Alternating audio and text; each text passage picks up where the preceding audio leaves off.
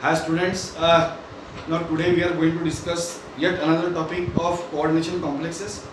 We are going to discuss theories for coordination compounds. Now in our syllabus, you can find that there are 4 different theories proposed for the formation of coordination compounds. The first theory is itself written here. It is capital A. It is called as Werner's theory. Second theory is called as Sidgwick's theory. Third theory is called as CFT. ये तो हमने discuss किया है, लेकिन we have not discussed it under the head of CFT.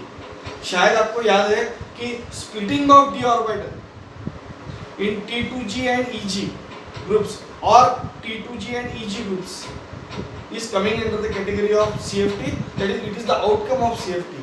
CFT का full form है crystal field theory. ये तीसरी थ्योरी है. और चौथी थ्योरी तो हमने डिटेल में पढ़ी है. That is actually VBT. That is valence bond theory. कैसे कॉम्प्लेक्सेस बनते हैं, उनकी ज्योमेट्री क्या है, उनमें पैरामैग्नेटिज्म कैरेक्टर है कि नहीं वगैरह, जो हमने डिस्कस किया था. We discussed it under the head of VBT. So हमको यहाँ पर इसके बाद में we are going to discuss this theories 1, 2 and 3 one by one. अब आप सोचेंगे सर आप VBT हमारी हो गई है बॉस. आप देख लेना, VBT हमने बहुत अच्छी तरह से करी है. क्यूप्रा अमोनियम आयन तक बहुत सारे कंपाउंड्स हमने उसके अंदर देखे हैं. आपके कॉपी में वो लिखा हुआ है. So let us take one by one. ठीक है, तो we'll start with the first theory, that is Werner's theory. That is for formation of coordination complexes. अब अल्फ्रेड वेर्नर नाम का एक आदमी था. He was basically a chemistry man. और उसने कुछ एक्सपेरिमेंट्स किए और he found that when he mixed certain compounds, सभी आयंस की उसको पॉजिटिव टेस्ट मिलती नहीं. डबल सॉल्ट और कोऑर्डिनेशन कॉम्प्लेक्स. डबल सॉल्ट्स में सभी आयंस की हमको एक्वियस सॉल्यूशन में टेस्ट मिल सकती है, लेकिन कोऑर्डिनेशन कॉम्प्लेक्स में मिलती नहीं है. तो वो टेस्ट क्यों नहीं मिलती है? इसीलिए उस बंदे ने बस कुछ अपने पोस्टुलेट्स फ्रेम किए. कोऑर्डिनेशन कॉम्प्लेक्स क्या हो सकते हैं, ही predicted in the form of postulates. So let us take these postulates one by one. ठीक, पहला पोस्टुलेट वेर्नर थ्योरी का. In complexes, metal exhibit two types of valencies. First valency is called as primary valency and another valency is called as secondary valency. Naturally ये sentence पढ़ने के बाद में हमारे दिमाग में पहला ही क्वेश्चन आएगा, प्राइमरी वैलेंसी मतलब क्या, सेकेंडरी वैलेंसी मतलब क्या. उसने उसको एक्सप्लेन किया है. क्या एक्सप्लेन किया है देखते हैं. He said that primary valencies are ionizable. मतलब अगर मैं कोऑर्डिनेशन कॉम्प्लेक्स लूंगा और पानी के अंदर डालूंगा तो जो आयन बाहर निकलेंगे, that ions are actually related with primary valency. मतलब आप 100 बात की एक बात समझ सकते हैं कि जो कोऑर्डिनेशन एंटिटी के बाहर में काउंटर आयंस है, specially negative ions, they are actually giving us ionizable valency, that is primary valency. And secondary valencies are non ionizable. मतलब जो मीटर के साथ में लास्ट तक जुड़ी होती है, जो ग्रुप्स लास्ट तक जुड़े होते हैं, उनको हम वो बोलता है secondary valency. So there are two valencies, primary valency, secondary valency. Primary valencies are ionizable, secondary valencies are non-ionizable. वो ये भी बताता है कि primary valency कौन satisfy करता है. Primary valencies are satisfied by negative ions, that is counter ions. अगर मैं ये कंपाउंड लेता हूँ CO NH3 6 times Cl3, तो मैं ये समझ सकता हूँ अभी कि ये कॉम्प्लेक्स को जब मैं पानी के अंदर मिलाता हूँ बॉस, तो मुझे दो चीजें मिलेंगी. I will get CO NH3 6 times plus 3 chloride ion. और ये 3 क्लोराइड आयन माइनस अगर आ गए तो इसके ऊपर कौन सा चार्ज रहेगा अभी 3+. अब आप समझ सकते हैं these 3Cl minus ion comes under the category of primary valencies, और जो चीज चिपकी हुई है this comes under the category of secondary valency. ये बोलता है primary valencies are satisfied by negative ions, that is counter ions, and secondary valencies are satisfied by neutral molecules or anions. Sometimes it is anions. अब ये थोड़ा सा हमारे लिए समझने के लिए थोड़ा सा कंफ्यूजिंग है। अब यही कॉम्प्लेक्स अगर मैं अलग तरीके से लिखता हूं, suppose I write this complex CO NH3 5 times Cl Cl2 और NH3 बाहर आ गया।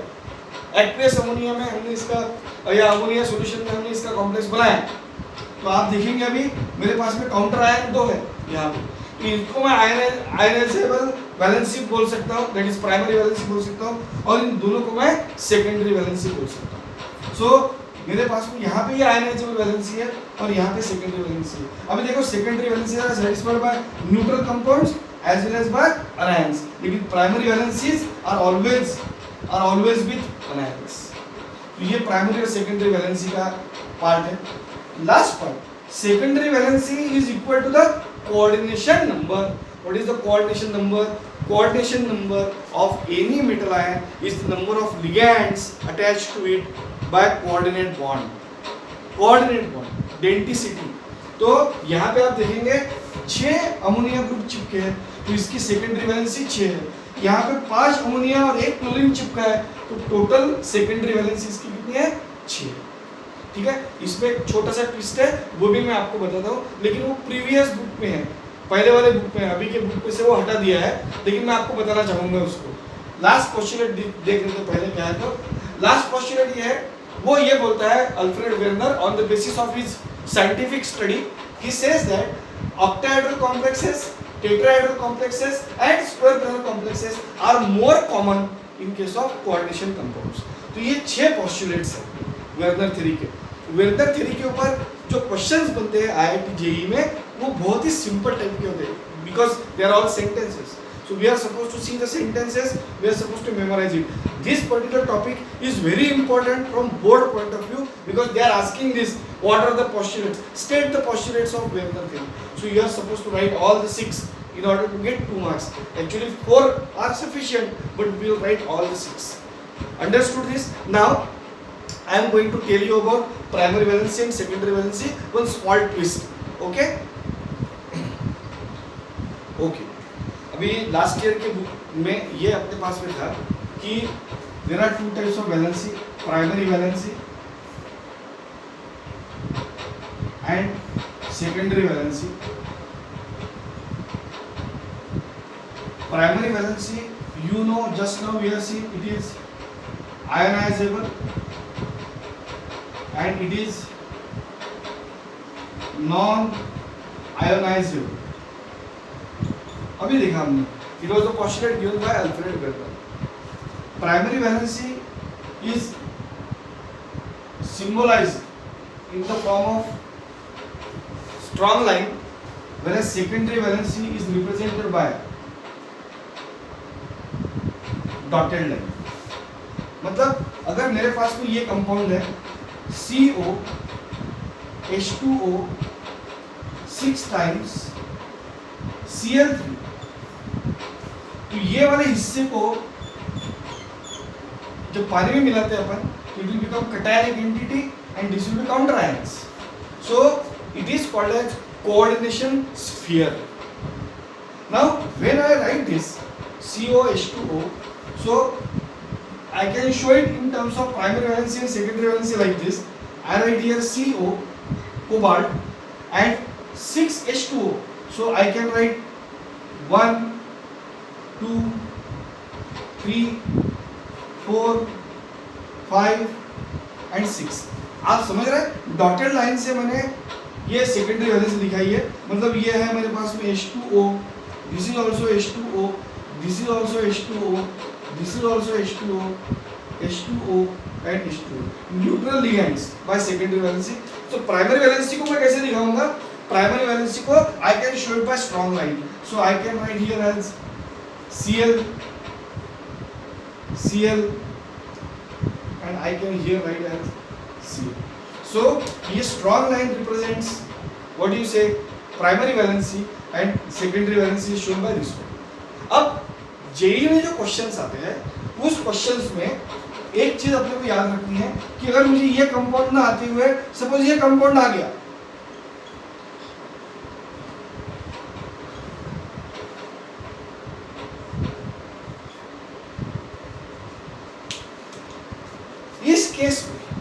इस केस में पहले वाले केस में अगर मैं ऑक्सीडेशन नंबर निकालता हूँ कोबाल्ट का, तो कोबाल्ट का ऑक्सीडेशन नंबर मेरे पास में आएगा x plus 0 plus -3 is equal to 0 that is equal to +3. तो यहाँ पे ये तीन क्लोराइड आयंस के कारण oxidation number is coming as +3. These three chloride ions are considered under the category of primary valency because they are ionizable. In this case, one student can get confused. Sir इसकी primary valency 2 है, लेकिन हमको याद रखना है JEE point of view से क्या याद रखना है. अगर मैं कोबाल्ट का ऑक्सीडेशन नंबर निकालता हूँ इसमें भी, तो यहाँ पे मुझे मिलेगा x plus 0 plus -1 plus -2 is equal to 0. So इसका भी आंसर क्या है +3. तो जेईई के क्वेश्चन के हिसाब से मुझे 100 बात की एक बात याद रखनी पड़ेगी.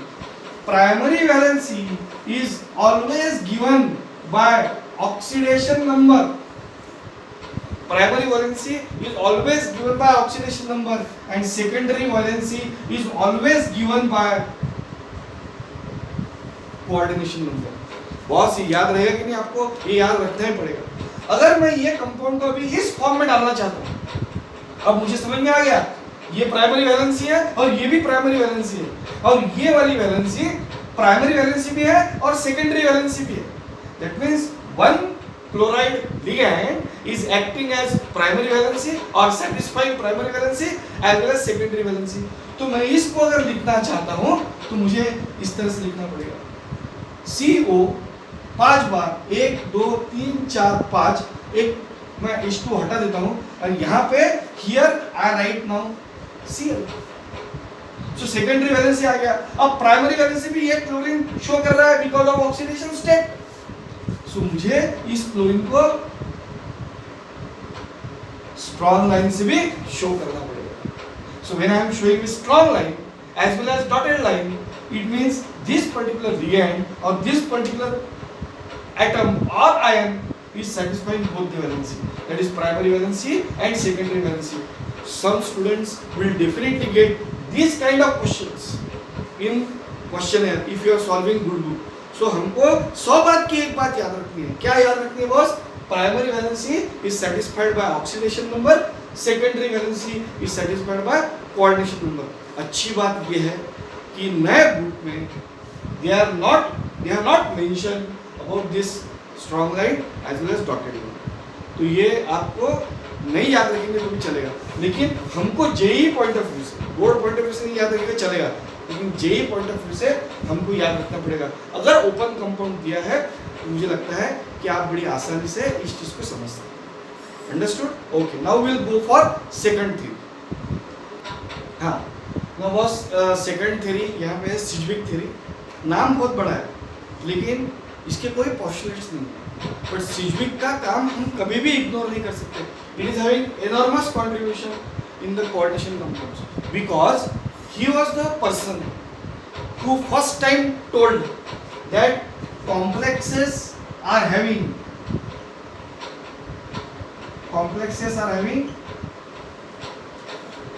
coordination bonds. Complexes are having coordination bonds. उसने क्यूप्रा अमोनियम का एग्जांपल लिया था. He said that with this copper ions, these ammonia ligands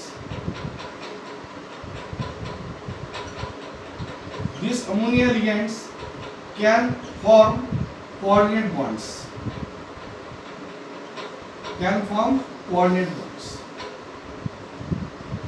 So यही इसका कंट्रीब्यूशन है.